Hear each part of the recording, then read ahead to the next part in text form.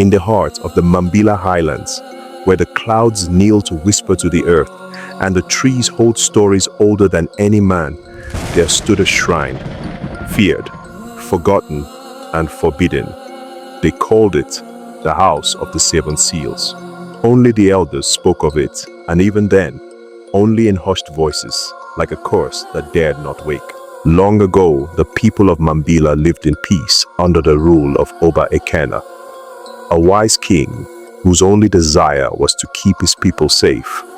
But peace, like the morning dew, is fleeting in the land of men. One moonless night, as the wind howled like a hungry beast, a stranger cloaked in black arrived. His name was Azuka, a wandering sorcerer, whose heart had long been sold to dark spirits. Azuka came bearing a gift, an ancient book bound in snakeskin, the seventh book of Moses. With this, he whispered, your kingdom shall know no hunger, no defeat. All I ask is your son, the prince. Greed, my child, is a silent thief of reason.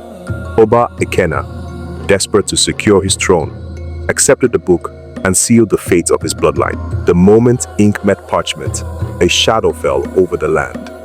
The prince, Uzo, once a child of light, began to change. His laughter faded into silence. His eyes grew as cold as the stones of the shrine, and the people whispered of the dark power that now cloaked their future king.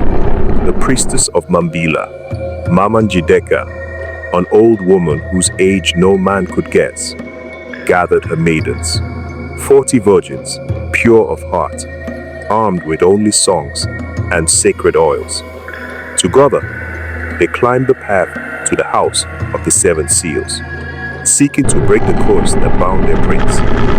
But the path to redemption is never easy, and the power of the seventh book was fierce. Spirits twisted the forest, rivers ran backward, and the sun vanished for 3 days.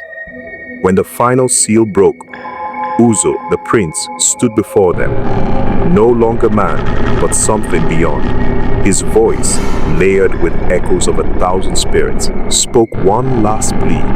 I am trapped between two worlds, but a father's love chained me here. In the end, it was not spells or swords that freed him, but the tears of his mother, the queen, who whispered his name and reminded him of who he was before the curse.